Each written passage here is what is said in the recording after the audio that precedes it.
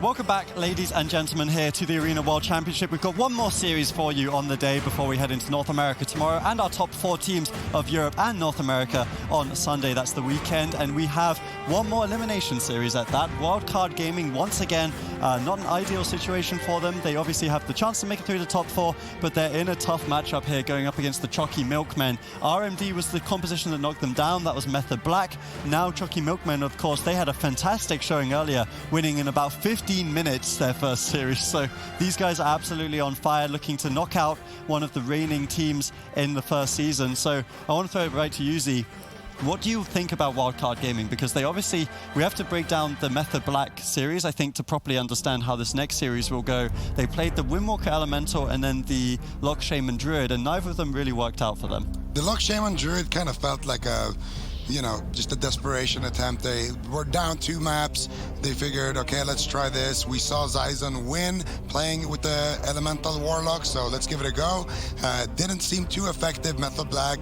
They knew how to deal with it. They had a strategy where they kind of just line of sighted the Warlock, kept him slowed, and just focused all their power on the Elemental Shaman.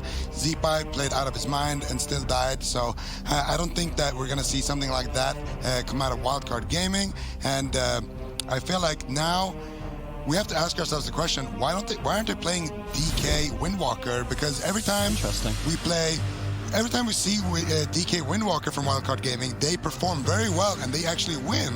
The Windwalker Elemental, it just feels like a slightly worse version of Rogue Mage. It just feels like they can't really do the same kind of pressure onto the Mage or the Rogue that the Rogue Mage does onto your Ellie Shaman, but they're gonna go ahead and pick the Windwalker Elemental anyway. Choccy Milkmen, they've been on a tear lately. We're gonna see if they can reproduce what we saw earlier on, where they took down their opponent in less than 15 minutes. Yep, well, we'll have to see how Choccy Milkmen do play it up. They've had the best series so far. Meanwhile, Wildcard's had one of the worst. So Choccy Milkmen, everything momentum-wise is in their favor. You guys are voting for them as well, albeit slightly. Wildcard Gaming have a lot to prove here.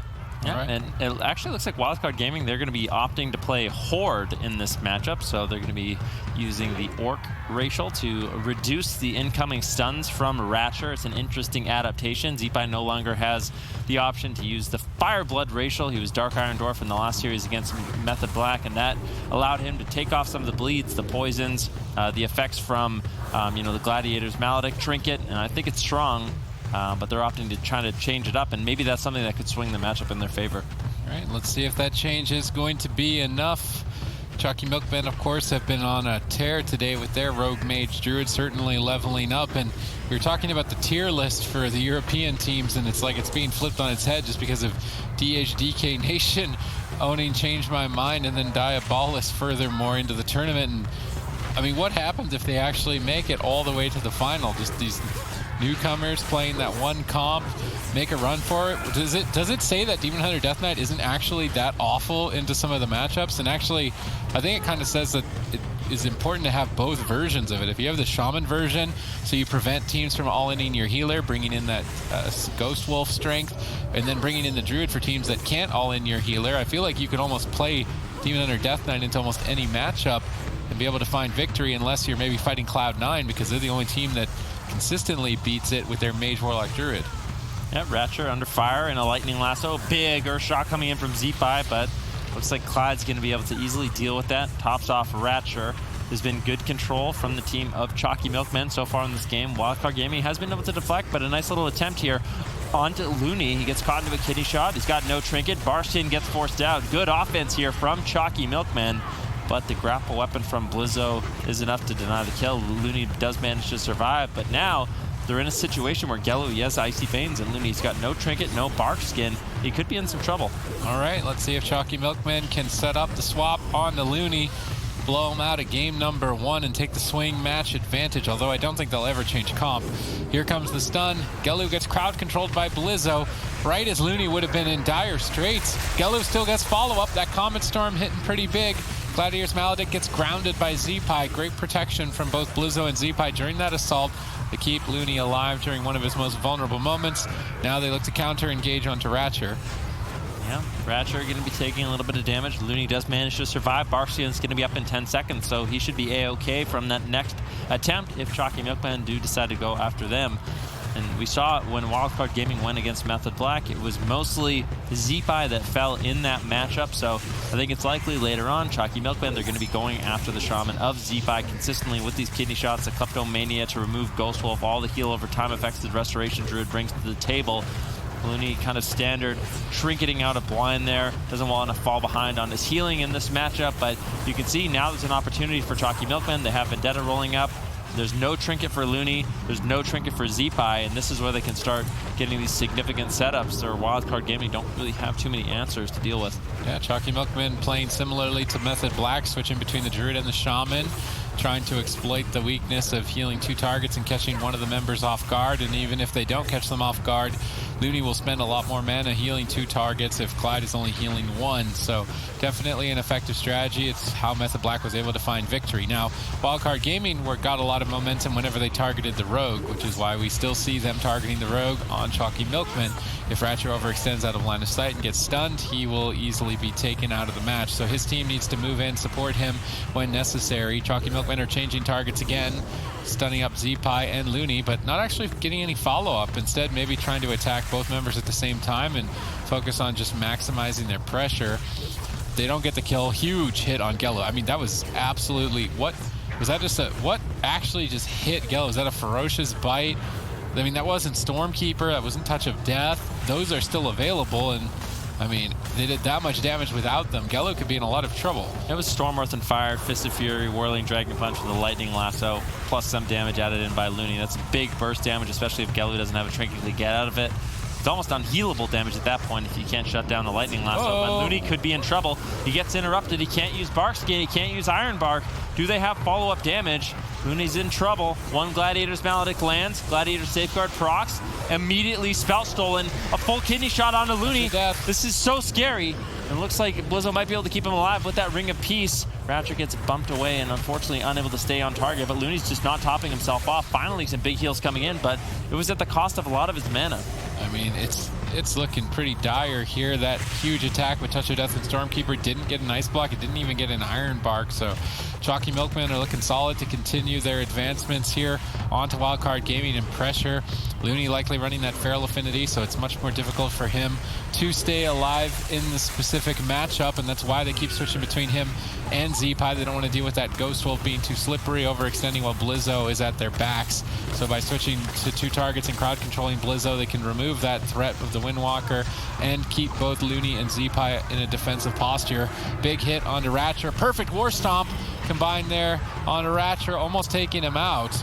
Close call for Choccy Milkman, and Wildcard Gaming still showing signs of life. However, I do think the damage will become overwhelming for Looney sooner or later. Yeah, Looney, a little bit of a scary moment there for him, but he still has a lot of his defensives.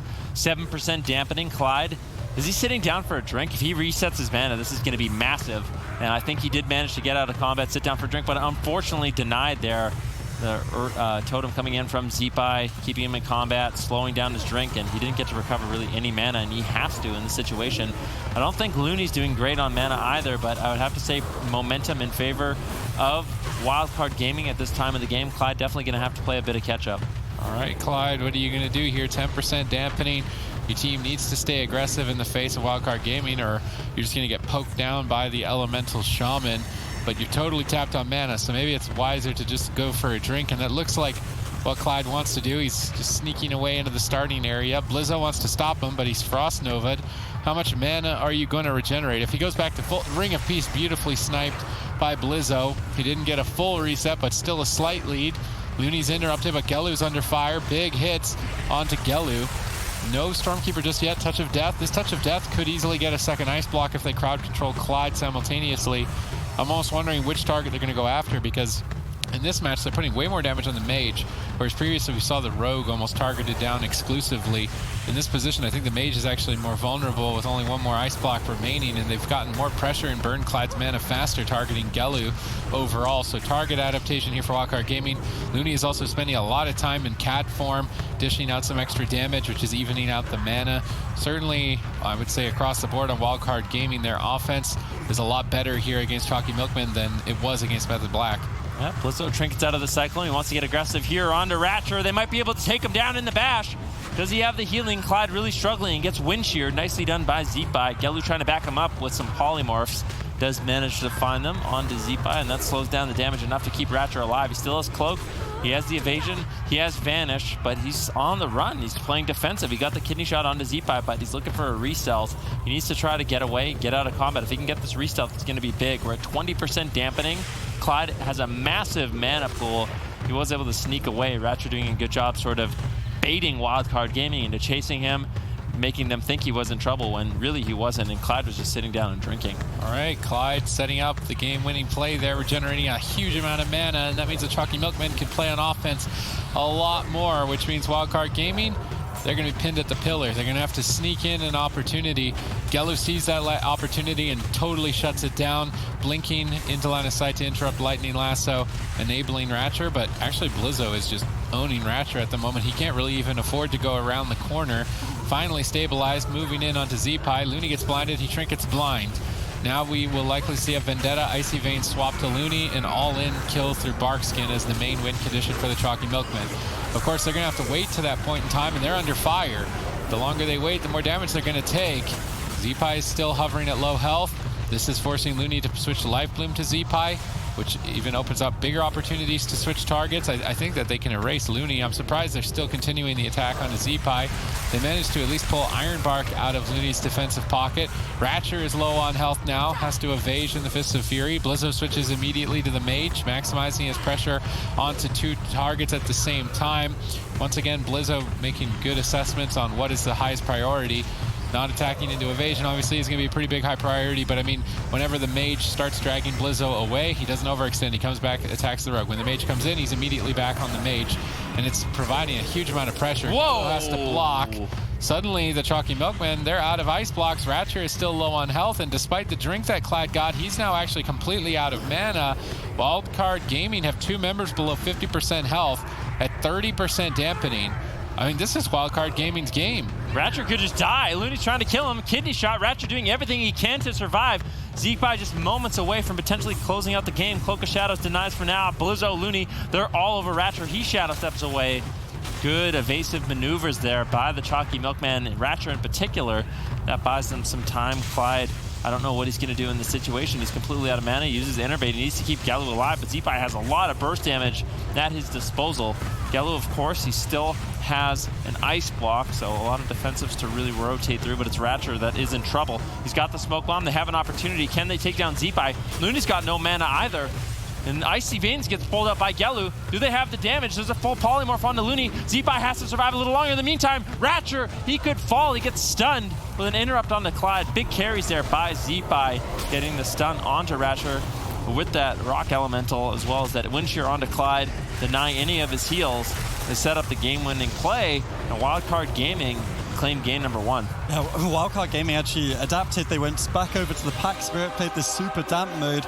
It's still a super close game here. Really could have gone either way, but some nice plays from Zeepai. This guy has had a really good tournament so far, and Wildcard Gaming are able to take game one. Yeah, Zeepai, again, always clean with the kiting, and like you said, the Pack Spirit, it seemed to be working a little bit better compared to like the Purge counter-aggression strategy that we saw. Maybe that's because, you know, he's playing with a Windwalker instead of a Warlock, where we saw Jamie run that talent. And it all comes down to the mana bar once again. You know, Clyde falling way too far behind. And I think a big reason for this is because Looney was able to just be a lot more aggressive than he was able to be against Method Black.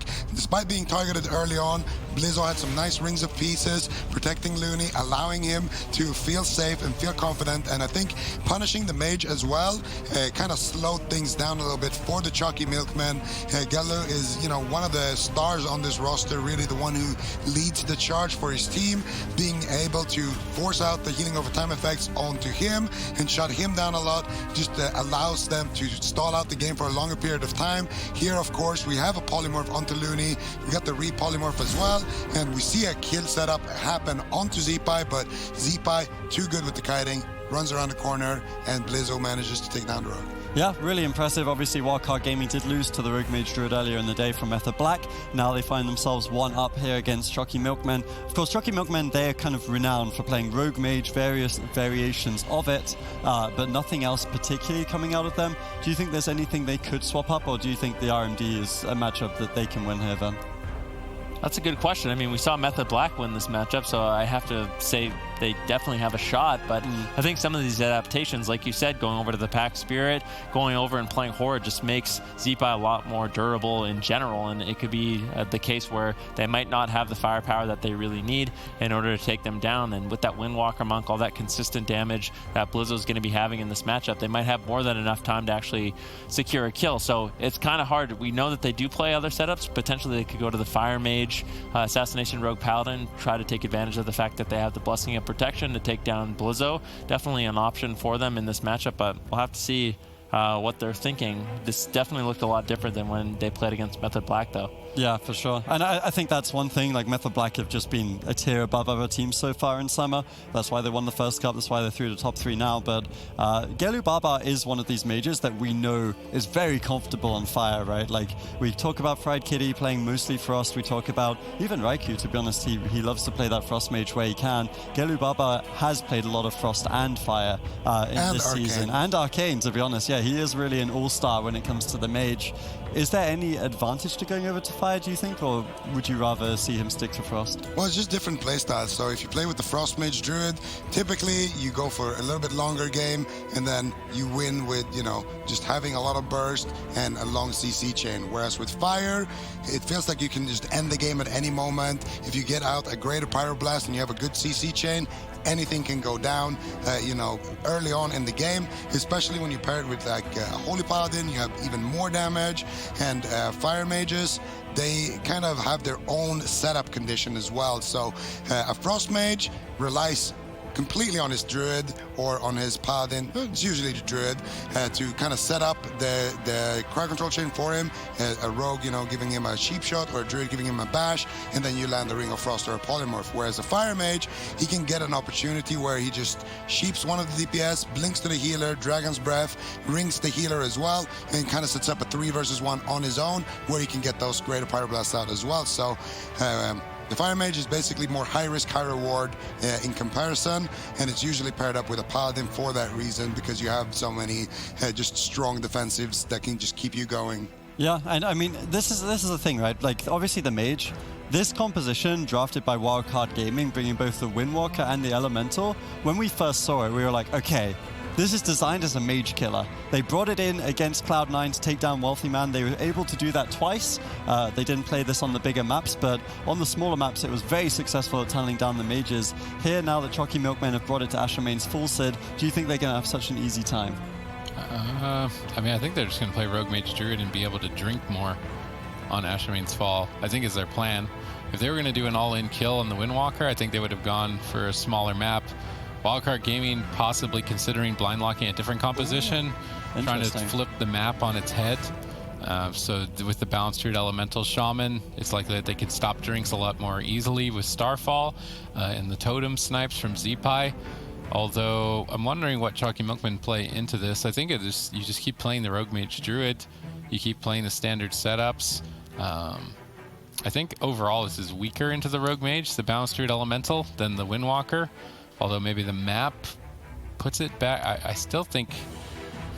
Do we like this blind from Wildcard, do you think? They must be afraid of Rogue Mage Paladin, I think is what they're saying, by blind locking this instead of the Windwalker. But Choccy Milkmen, I think, just confidently keep playing Rogue Mage Druid.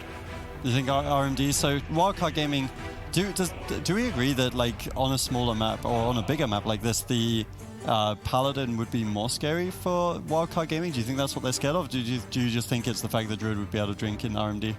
I'm not sure. I mean, I feel like the Windwalker Monk can survive. I mean, there's always that threat that if they did play the Windwalker Elemental Shaman Restoration Druid, they might be able to susceptible to that all-in from the Paladin team with the Blessing of Protection. But I still feel like Ashwayne's Fall is it's a big map. It's essentially a Windwalker Monk's playground. If they have good transcendences, they can get themselves out of sticky situations very quickly. So I don't think it would have been the worst matchup for them, but obviously, you know, Wildcard Gaming wants to switch it up. That might not be because they are scared of that particular matchup, but just because they want to keep Choccy Milkman in a situation where they're guessing and not getting too comfortable. Oh, wow. We are going over to the RM Paladin, so good call out there by Sid. The Paladin obviously will provide a little bit more utility when it comes to healing through these caster cleaves, but ultimately the big thing here is the damage, right? There's also a lack of interrupts. Wildcard Gaming's team has Wind Shear, Solar Beam. Solar Beam's 1 minute cooldown interrupt, so you can only use it every minute. Wind Shear is pretty frequent, but it's the shortest duration of an interrupt, so Greater Pyroblast is a really good pick, I think, into this comp. Like, this is the comp where you get a lot of Greater Pyros, because there's just not a lot of things that are going to stop you. And we know Gelu Baba loves playing the Greater Pyroblast build. Yeah, Gelu Baba definitely likes playing the Greater Pyroblast build. I think that what they're going to be doing here is probably go after Z-Pi, try to get out Greater Pyroblast onto Z-Pi, and then shut down Maro. Maro's kind of is going to be kind of like a goalkeeper. He's going to have to stand between the mage and Z-Pi, kind of in the middle between them, and try to dish out cyclones. And a lot of the game is going to come down to trying to hit that counter spell on the cyclone, and Maro trying to fake it. If he can fake it, then he can kind of shut down the assault, cyclone the rogue, cyclone the mage, prevent the Greater Pyroblasts. If he gets fake casted, or if he gets locked out, then Gelu Baba can force big cooldowns from Wildcard Gaming. And then of course Clyde and Gelu are going to have to push in together, land Hammer of Justice on Looney, try to combine it with a Ring of Frost, maybe a Repentance, and see what happens then. Yeah, well, we will have to see what happens, of course. Series in favor of Wildcard Gaming right now, ladies and gents. This is an elimination series, so whoever wins this will go through to the top 4 on Sunday. Whoever loses will be eliminated and sent home outside of that 4 that we need to see. Ashwayne's Fall is the second map choice here. The counter map choice supposedly coming in from the Choccy Milkmen. They really need a victory here to pull back this series. I mean, right now, change my mind, we're out in 7th and 8th. Wildcard Gaming could also be out here if Choccy Milkmen can pull off a victory with their Rogue Mage Paladin for the remainder of the series. If that happens, change my mind in Wildcard Gaming, they were 2nd and 3rd in terms of points.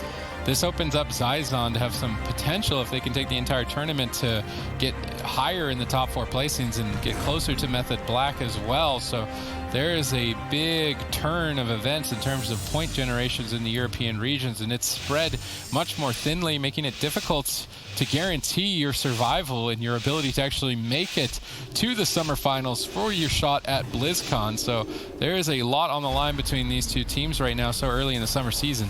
I mean, there definitely is. And Choccy Milkman, this is a composition that they know and love. Gelu on that Fire Mage is definitely spicy, especially with those big Greater Pyroblasts you can get off.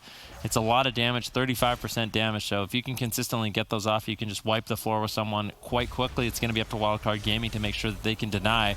Cheap shot on Looney, Garrote Silence onto Z-Pi. Doesn't look like there's too much follow-up right now. Gelu looking for a Greater Pyroblast. He gets interrupted, and the great thing about Greater Pyroblast is even if you're unable to get them off, you're soaking up a lot of interrupts. Z-Pi is kind of forced to wind shear them. In this situation, he actually managed to save it for the Polymorph.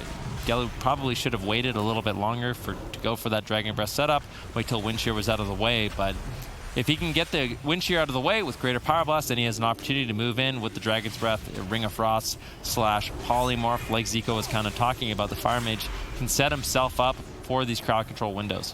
All right, let's see what Gelu can get done here, playing that Pandaren, access to the Quaking Palm for some extra instant crowd control as well, trying to throw Wildcard Gaming for a loop. We haven't seen any really big power plays just yet. Gelu taking a huge hit from both Maro and Z-Pi there. Damage continuing to follow up. Gelu retreating, but this is an insane amount of damage to Gelu at the moment. Clyde connects the Blessing of Sacrifice. saving Gelu's Cauterize. Now going for another Greater Power Blast, Solar Beam on it. Eventually they will run out of interrupts. Lightning Lasso fading shortly. Looney feels confident. He's jumping in with some Feral Affinity Burst, adding some extra damage, some unexpected pressure. Clyde has Avenging Wrath, and this is usually where you expect the Paladin to heal his team to full, and he's still struggling with 2 members at sub 50%. Clyde moves in aggressively. Maro is stunned. They're targeting the Balance Druid. They know Cyclone could prevent their kill, so they want to be going after the Balance Druid instead of the Elemental Shaman, but Bear Form going to be quite potent during that crowd control chain. Paired with Bark Skin, it's unlikely that we see Maro go down during this push, but you also gain the benefit of being able to polymorph the Shaman, whereas you can't polymorph a Balance Druid in their shapeshifted form. So I think it's a safer target to go on the Balance Druid, but maybe potentially more annoying, as Zeepai is going to be a lot more disruptive with Wind Shear and Grounding Totem. Chalky Milkmen, though, they appear to be what do I want to say, off-put so far from game number 1. They're looking a lot less confident than in their previous series today. No big Greater Power Blast against grounded. Zeepai backs them up with a Wind Shear as well. I have to say, Gelu hasn't been able to get too much done in this matchup so far. He gets knocked away. There's a lot of interrupts just from Zeepai alone. He can use the Grounding Totem, the Wind Shear, as well as the Thunderstorm to interrupt those spells. But the great thing is, Gelu can just get a few off with his Combustion. He can win the game at any moment. So it's one of the frustrating things about playing against a Fire Mage. Now with Combustion, he has a lot of instant damage available. Full Polymorph over on the Looney. Maro could be in some trouble. Chalky Milkman switching things up. What is Maro going to do? Barskin looking like it could be enough. Looney's still in crowd control. The Hammer of Justice finally fades. Maro waiting to use the renewal, finally has to trade it out. Then to a Blinding Light, a huge all-in attempt from Chalky Milkman. Maro gets deleted from the arena, and that ties it up. Wow, that was really, really fast. Like you say, the potential of these Fire Mages, it looks like, you know, for a very long time, maybe we were saying at the start, not many interrupts. He really struggles to get the G-Pies off no matter what, but it doesn't take much for the game to completely turn on its head and for Gelu to find a kill in that situation. Yeah, it was so close, actually, that they shut down that crowd control. Maro was a split second too late with his Solar Beam, and he got caught up in the stun lock. Zeepai got caught up, of course, as well, in a cross crowd control polymorph there at the end of that chain. And once the Greater Pyroblast connects, that's all that you can really do about it. There's nothing you can really do about it. Maro as well was in bear form when the Greater Pyroblast was being casted, and as some of you might know, in bear form you have more HP, and Greater Pyroblast is based off of percentage HP. There it is, triple Dragon's Breath. Greater Pyroblast gets Solar Beamed right there, actually, before the kidney shot, and then here Zeepai is cross-kicked. That's a big play here from Ratcher. Looney gets Hammer of Justice, and there's a Quaking Palm into a polymorph on Zeepai, and then more instants coming out here. Gelu gets another polymorph here onto Zeepai, and then of course there's no Grinding Totem available, and there it is, Greater Pyroblast, and Maro is in bear form and gets erased from the arena. And of course Looney already trinketed the blind before that, so he had no way out of that one. Yeah, there's some really interesting strategies there. We see the Pandarian Mage. I don't think we've seen that before. The Blinding Light from the Paladin. This team is not scared to bring out the stops here. We will see if they can pull it through. It's 1-1 as we head into the break.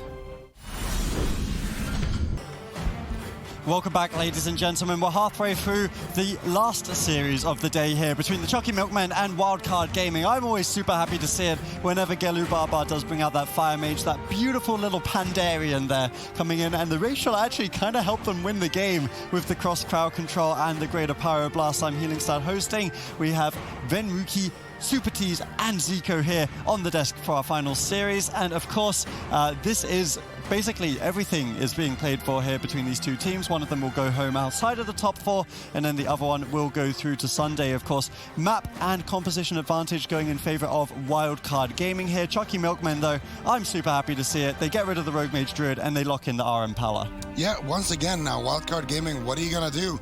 Are you gonna lock in the Windwalker on Dalaran Sewers? I think that would be a mistake. I'm not sure. I think they should go for a melee cleave, honestly. Maybe a DK Windwalker. Would you like to see? Yeah, I was about to ask that, because we always say that is their best comp in this sort of situation. Yeah, okay, we see a melee cleave. Actually, it's a Thunder Cleave. Whoa. It's been a while that's since a warrior. Yeah. How long has it been? I feel like it's actually been a really long time. You can't use Blessed Protection on D-stands, I guess. Yeah, I don't think Blizzard D-stands used to play does warrior once or twice, I think. Do you guys remember that? I thought he was always a Windwalker. Yeah, maybe. The last time I remember it. watching a Warrior in a tournament was Omnivore against a Frost Mage. That didn't last very long, if I remember. That was like 5 cups ago. So I think it's been a long time since we've seen an Arms Warrior. Yeah, and he played against a Frost Mage. It's the saddest thing I've ever seen in my entire life. But, I mean, this kind of makes sense. I mean, Wildcard Gaming, this is a composition that they've kind of been known for a long time. Zeepai and Blizzo together. But we've seen Blizzo kind of opt for the Windwalker Monk a little bit more recently, just because Windwalker Monks, I mean, to be frank, are just better than Arms Warriors in most situations. In this particular situation, maybe Blizzo feels like he can live a little bit longer on the Arms Warrior, doesn't have to worry about, you know, the Blessing of Protection sort of soft countering the Touch of Karma. And I don't mind the pick from Wildcard Gaming, but I still feel like, I don't know, Windwalker Death Knight could have been good. It's a matchup we play out, and they do really well with it. Sometimes I feel I don't know why Wildcard Gaming doesn't play their Windwalker Death Knight more. They seem to always win with it. Yeah, it's really perplexing for us because we really feel like that is the matchup into these rogue mages that they always used to win with in spring. You know, they won 3 cups in a row, almost exclusively running this Windwalker Death Knight. Now it seems to have disappeared a little bit. I'd be curious to find out with these teams what is going on backstage that's preventing them. I was actually kind of distracted. Like the warrior icon from Blizzo is actually a really mighty sword. Like it's been such a long time since I've seen this icon on our broadcast that I was like thinking like, wow, it's really, really good. But the class definitely hasn't been super popular in the AWC. Why do you think he might be scared of locking in the Windwalker here specifically, Zika? Well, it's a small map and he's against a Holy Paladin and a Fire Mage. I think if he locks in the Monk, he can just get erased. But in the same breath, I feel like a warrior can just get cross crowd controlled really easily. You can just kill the Eli Shaman. So I don't think this is a super good matchup for Wildcard Gaming either.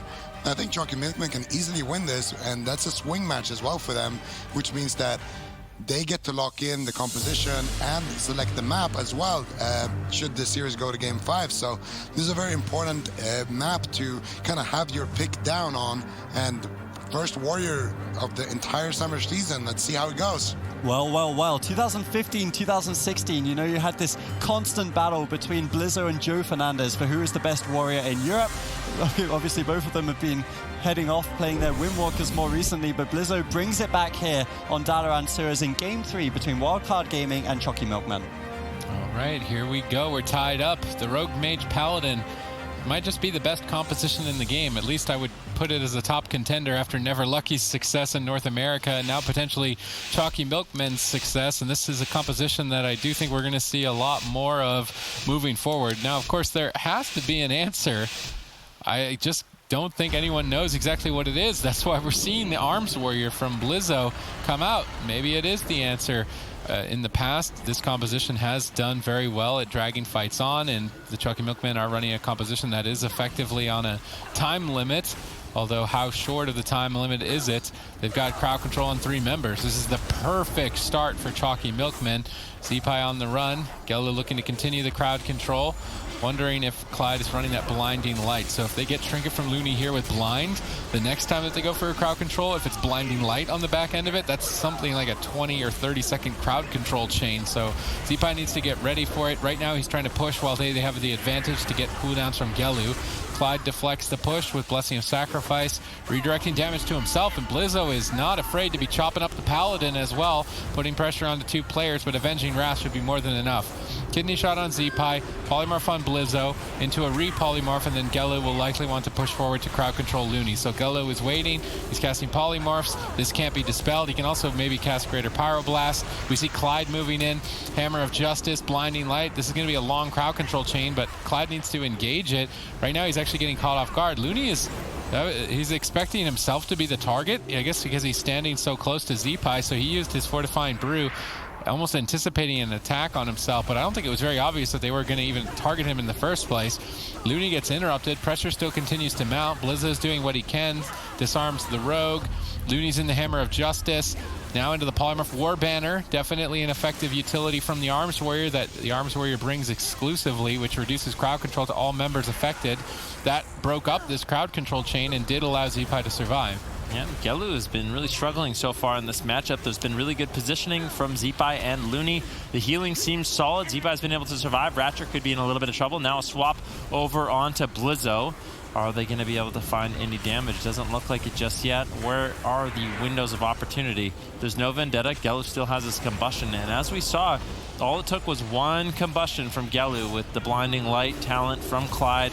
That crowd control chain won them the second game on Ashermane's fall. Are they going to try to exploit the fact that Blizzo doesn't have much self-healing on that warrior? Looks like Looney's going to be caught into a full polymorph. Blizzo could be in some trouble, looking to potentially line of sight. Zeepai backs him up, but there's the Hammer of Justice. Blizzo could easily just fall.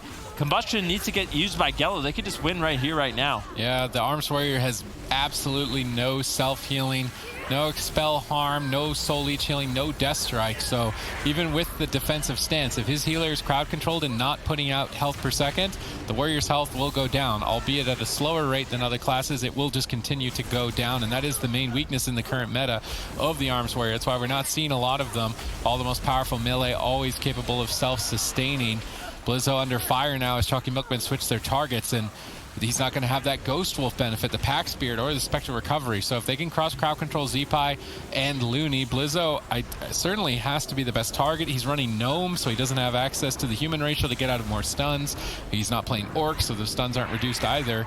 He's definitely a priority target. He's switching into Battle Stance quite frequently, although he times it when Kidney Shot is used on Zeepai. So usually Battle Stance is pretty... Okay, he just let a Greater Power Blast go off. That's pretty risky. Looney's interrupted, not putting out any heals. Gelu going for the Ring of Frost, blinks out of range, gets Thunderstormed on it. Beautifully done there, but overlapped with the War Banner. They kill the War Banner, they go for the stun.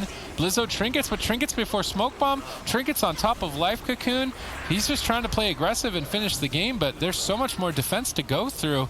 This game is not going to be anytime soon for Wildcard Gaming in their own favor, unless Gelu makes a big mistake and doesn't ice block, but that doesn't seem likely. Now Smoke Bomb is a huge win condition. I feel like at this point, Blizzo's in a lot of trouble. Looney, no trinket. Blizzo, no trinket. There it is. Greater Power Blast. Boom. With the Kidney Shot. Smoke Bomb. Beautiful grounding totem from Zeepai.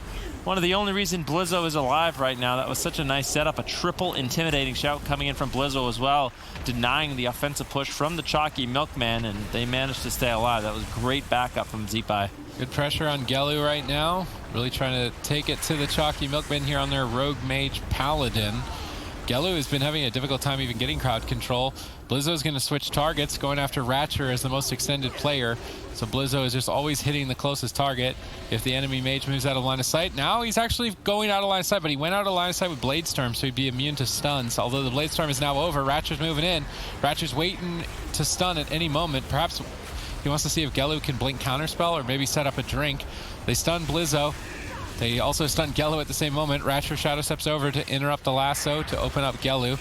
They're baiting Blizzo to overextend maybe and drag Looney into the fight so they can more easily crowd control him.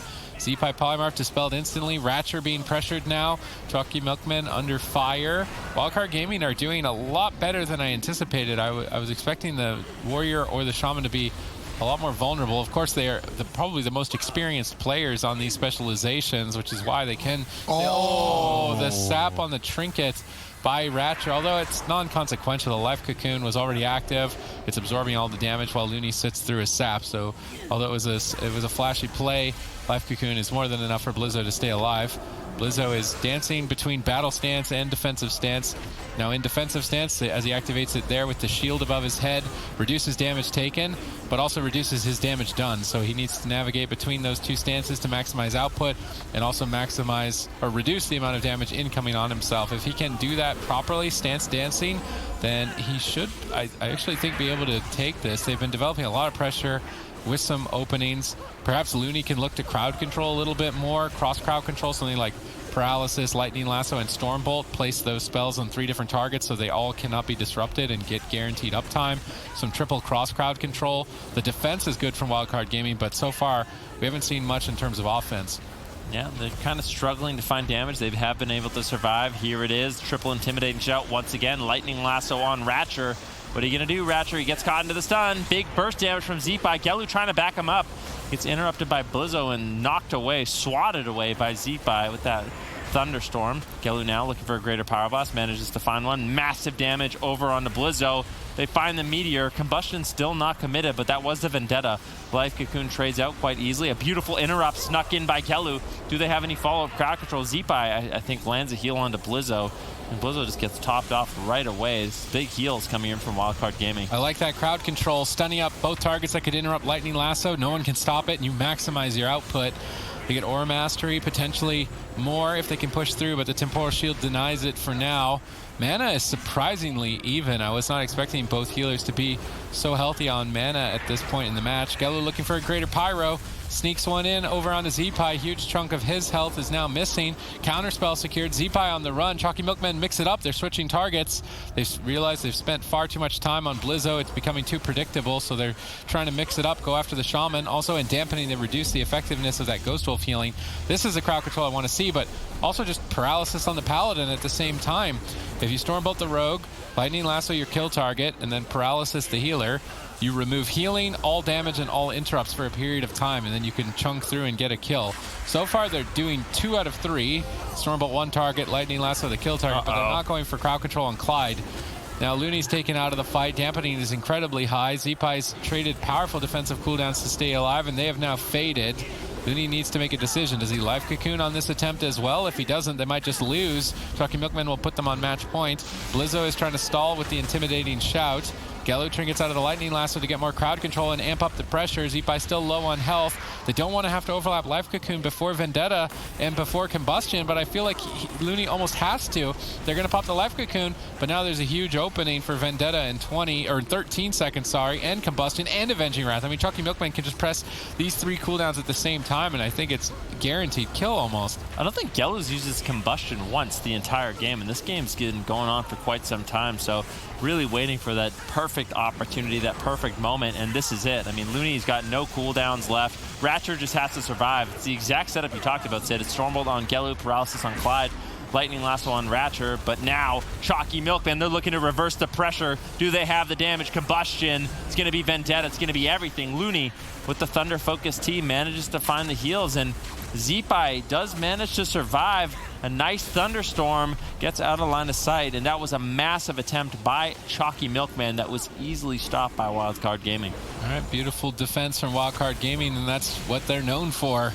Is one of the most dampener teams. There's that Stormbolt Lightning Lasso, but no paralysis onto the healer. I mean, Looney's open to roll across and crowd control. No one on the team can stop him.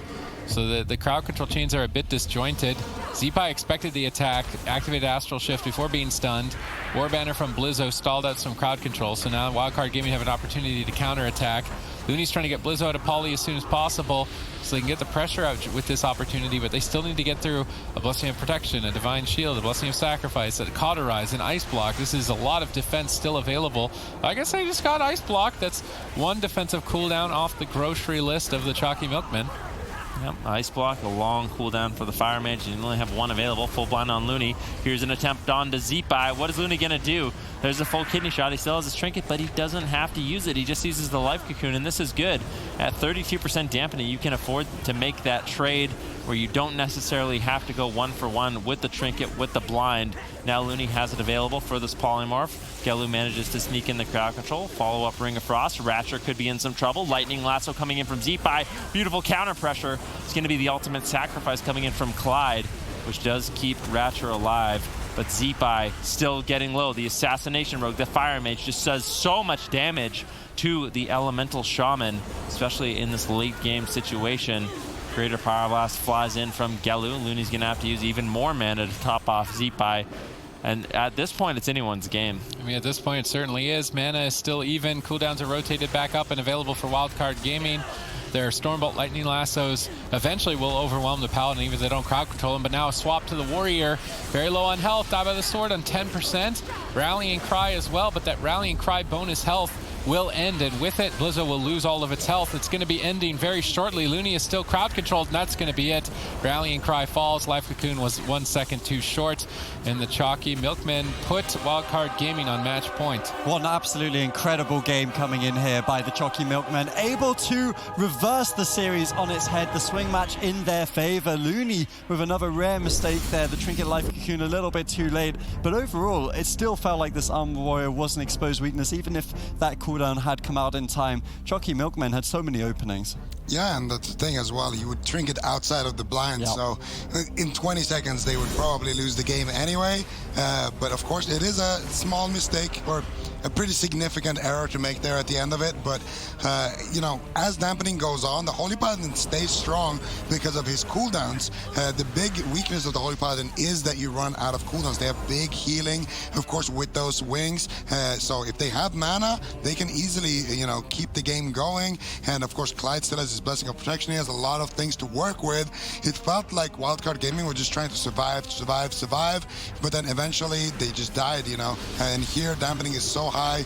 Gavin does a really nice blink here as well to land that polymorph, gets thunderstormed away, blinks back up, gets the polymorph. Ratchet does a great job killing that war banner, and then of course a DR polymorph, and you know, Looney trinkets out a little bit too late, but it's a really difficult situation to be in because that Life Cocoon all of a sudden gets affected by the dampening. You know, all the cooldowns of the Mistweaver, they get heavily affected by the dampening, whereas things like a Hand of Sacrifice, they don't really care how high the dampening is. Yeah, I mean, when we were teasing earlier about, you know, 20% dampening being the sort of thing where teams can still survive it, that's because, I mean, in these sorts of matchups, it's often true that you need, you know, upwards of kind of 30-40% dampening to really cause damage and pressure in these matchups. But the Paladin, as you say, his healing is weak outside of dampening or inside of dampening. Doesn't really matter when he doesn't have his cooldowns up. His cooldowns are so powerful, he can actually heal through that as long as his teammates are able to like work with him with those heals. But Choccy Milkmen, once again, match point. I actually really love it when they're playing this RM Paladin composition, because both in North America and Europe, we've seen increasing success with this, even over the Rogue Mage Druid. How do you think the two compositions mash up against each other in terms of what you would rather have on your roster right now, then? You probably want both on your roster. Well, of course. Yeah, that's why we want to see a lot of these mages playing Frost and Fire, and that's one of the advantages we see coming in from Gelu, is the fact that he can play both those specializations, because they do play a little bit differently. I would say the Frost Mage, the Restoration Druid, it's a little bit more you out-attrition your opponents. You bring the game longer, you dampen a little bit harder, you focus on surviving, and eventually you end up securing a kill. For the Paladin, I mean, it's kind of similar. I mean, the Fire Mage Paladin can last a really long time in a matchup as well, like we just saw in that game. I think that was 35% dampening, where there wasn't that many moments of opportunity for Wildcard Gaming, but there's this constant threat, especially from the Greater Pyroblast, that you can just get blown out of the water at any time. And it's a frustrating thing to play against, because it feels like you're denying Gelu over and over and over. I mean, the game on Asha mains, quite frankly, they only had one good setup, and that's all they needed to win the game. They just got the Trinket with the blind, and then the next opportunity where they pushed in just used all their offensive cooldowns. Looney couldn't do anything about it. The Blinding Light comes in from Clyde, and you just have this overwhelming amount of damage with the added damage coming in from the Holy Paladin, the added crowd control from the Hammer of Justice and the Blinding Light if they decide to go into it, and it's just a really aggressive composition. Very fast-paced, but the thing is, it can last a long time. Like Paladin, Fire Mage, like they can last until deep dampening also.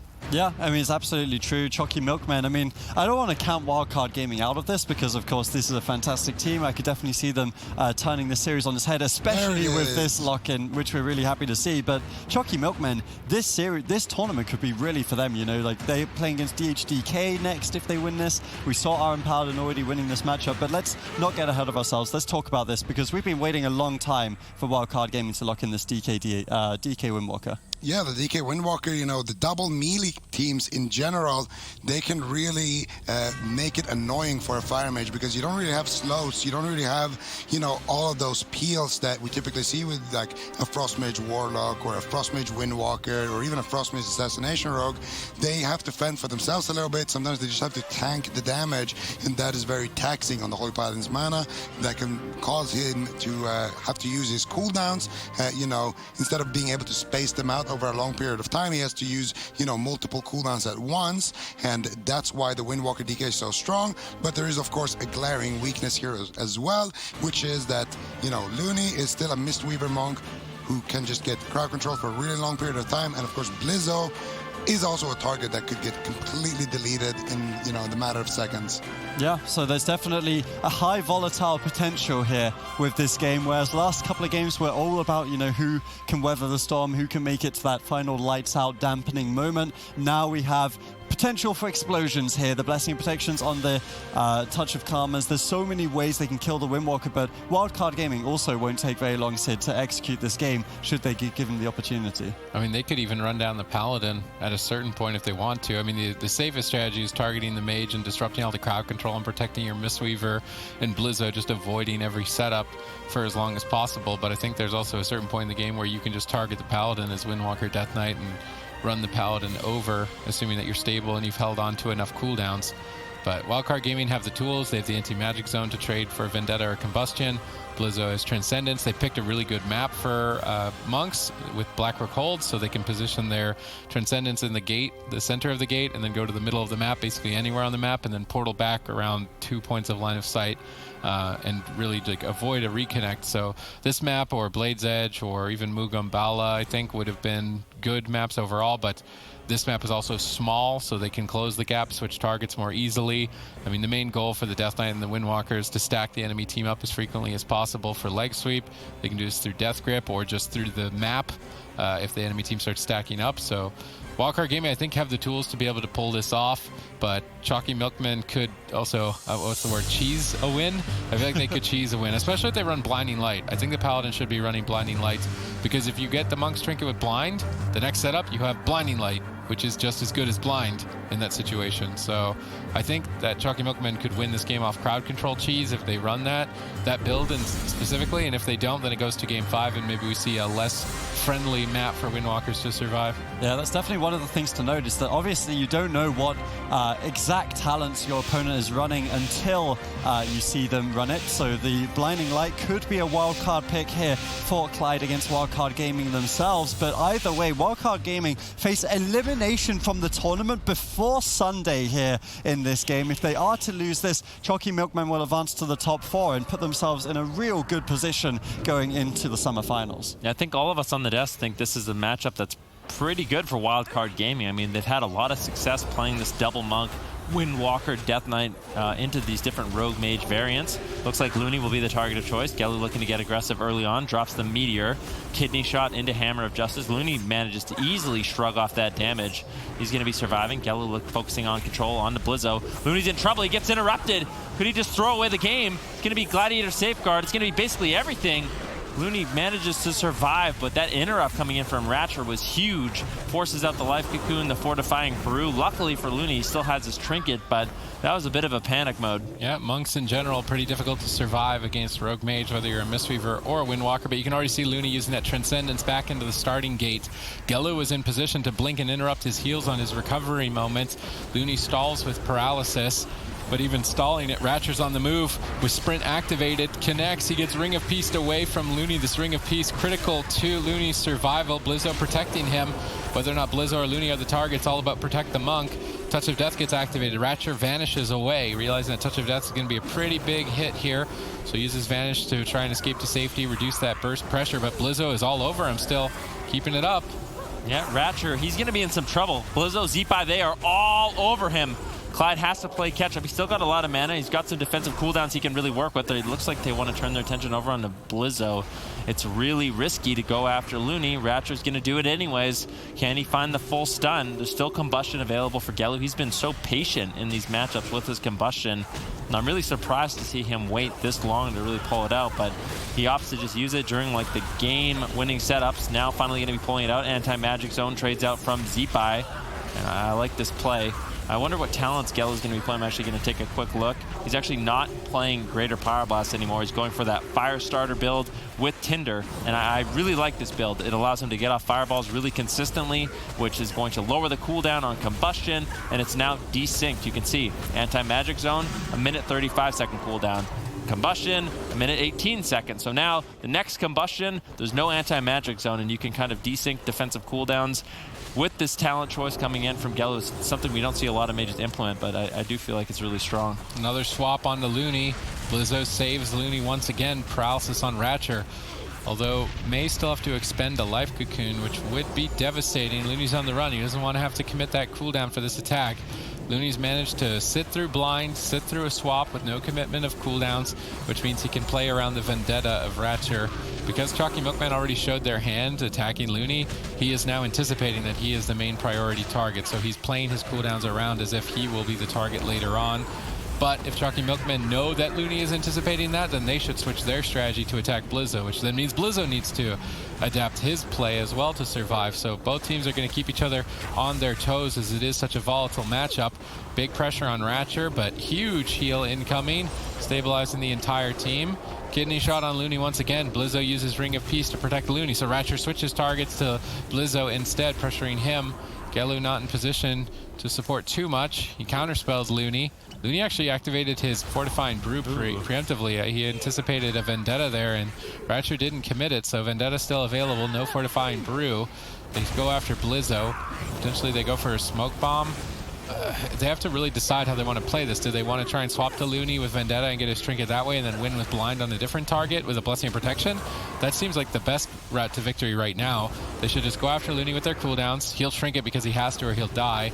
And then go after Blizzo with crowd control and Blessing of Protection off the Karma and then win the game. So they're going for the stun. They pop the Vendetta. Looney isn't trinketing. He can easily just die if he doesn't. They're relying on that anti-magic zone from Zeepai, and that defense is enough. The anti-magic zone stalled long enough for Life Cocoon, so now that condition I was describing is no longer an option, unless Gelu can maybe get a polymorph and pull the trinket with that, but he's not able to. Ratcher's being pressured, and this is the Windwalker DK that we wanted to see from Wildcard Gaming all along. Yeah, I'm surprised why they didn't use it earlier with how this game's going, but it's still not over yet. Chalky Milkman, Clyde actually managed to sneak away and get a drink to recover his mana. Still has a lead over Looney, so in the late game, maybe Chalky Milkman can win that as well if they can turn their attention over on the Zeepai, over on the Blizzo, and start getting crowd control on Looney instead of going after him. They might have an opportunity in this matchup. Gelu, I really just want to see these fireball spams coming in, get Combustion back as soon as possible, and that's when they can make another attempt over on the Looney or Blizzo potentially. Double Dragon's Breath's going to be coming in. Big damage on Blizzo, but they're not even going for crowd control. Just raw damage coming in from Chalky Milkman at this point. Chalky Milkman just going for setup after setup, but not cross crowd controlling, potentially winning off mana if they can keep up their pressures and just do as much damage as possible. I mean, this is totally an option. They have Wildcard Gaming on match point, and that's will spell catastrophe for their potential to qualify to the summer finals, and they really do need good performances because Method Black are consistent and they're going to continue to establish their dominance in terms of points, basically solidifying their qualifications to BlizzCon if Wildcard Gaming can't outperform them. And if they're losing to Chalky Milkman and they're not even making top 4, that would be so devastating to them. It also opens big opportunities for other teams like Xyzon to potentially overthrow Wildcard Gaming on the point standings and qualify to the summer finals. So Wildcard Gaming cannot lose this game. They can't lose this series. Yeah, I mean, it's really, really important that they win this game and the next one if they want to have any chance, or at least have a better chance. It's not looking too good for them at this point if they want to qualify on points to BlizzCon, but we'll have to see how it plays out. Chalky Milkman obviously doing a great job in the series so far. Looney gets interrupted. Blizzo in trouble, uses the Touch of Karma. Is there going to be a Blessing of Protection? None available, so Blizzo does manage to hold on to that defensive, and he'll be able to survive because of it, but now really vulnerable. I mean, he has his Trinket, Transcendence, hopefully in a good spot for him. Gelu and Ratcher, if they can continue these pushes, Blizzo could ultimately fall. Clyde trying to sneak away and recover his mana. Unfortunately, Gelu, Ratcher, they're falling further and further behind. I don't think he has the time to actually sneak away and get a drink right now. Big stun combo by Wildcard Gaming. Clyde unable to heal with the Avenging Wrath for a couple of seconds. Gelu is desperate. He goes for the Ring of Frost defensively, tries to Frost Nova up the melee. Blizzo runs into the Ring of Frost dispel, but now Zeepai's polyed. Gelu pausing the fight as effectively as he can. Ratcher's trying to set up a kill on Looney. Ring of Peace is trying to protect him, but he Cloak of Shadows to go into it and find the kill potentially through the Fortifying Brew. Tournament lives on the line, portals nowhere, and Looney will fall. Chalky Milkmen take the series 3-1, and Europe is just, I mean, what is it now? It's Method Black, and then it's just a catastrophe. It's definitely been an interesting day, Sid. I'll give you that. Method Black are consistent. They're looking at like a #1 team. You know, this series happened last week, and Wildcard Gaming won 3-0. Now, Choccy Milkmen come out of the... I mean, I guess they came out of the kitchen. Maybe they were more fueled up this week with their Choccy Milk. Now they win 3-1 with the RM Paladin. You know, they lose the first game RMD. Now they find themselves on the little beautiful Panda Mage, Gelubaba, bringing out the fire, and he brings the heat with this. He's absolutely incredible. Wildcard Gaming out, Change My Mind out. What's going on, Zico? I don't know. I think they put like rocket fuel or something in that chocolate milk, because that chocolate milk was definitely very, very hot. They take Looney down here at the end of this one again. And Gelu, I got to compliment him for running that Firestarter build. A lot of mages opt in for this Greater Pyroblast build, but the Firestarter build against something that has as many interrupts as the Windwalker DK is a solid choice. And, you know, every single time he presses Fireball, you can see he gets his combustion back off of cooldown, and it reduces it by about 5 seconds. So it's a very, very nice talent to have, and it is what kind of allows them to get a lot of these swaps here. You see just a big Kidney Shot Hammer of Justice combo here with the Meteor as well onto Looney. Just a big, big surprise factor there, and I think Ratcher just did most of that damage, actually. I'm not sure where that damage came from, but that was a big swap right there. And Looney, of course, didn't have his trinket available, so he couldn't really have done anything. His Transcendence was, you know, a little bit questionable there at the end, but I didn't see that coming for sure. Yeah, I mean, it's crazy. I love the little min-maxing they do as well. Like the, you pointed this out then, that they swapped from the Panda for the offensive matchups where they're the team going aggressive to the Night Elf where, you know, he needs it to meld out those Maledicts. So really nice to see it. Personally, I would have rather had the Panda all 4 games from Gelubaba, but... I like the male Night Elf showcased. It's what do you mean? It's good to get the Male variety. Night Elf is the peak of aesthetic. Yeah, Gelu always gets style points. He does. That's definitely true. Well, let's take a look at the bracket. Because not only does he have style points, he has a lot of AWC points coming his way after this tournament. Top 4 placing guaranteed for the Choccy Milkmen. They'll play on Sunday against DHDK Nation, who, quite frankly, I feel like they should beat with this RM Paladin. So they're looking great going into that top 3. Then again, DHDK Nation have quite a record to their name in this tournament. Change My Mind defeated, Diabolos defeated. So we'll have to see how Sunday plays out for Europe, because it's been very weird, but...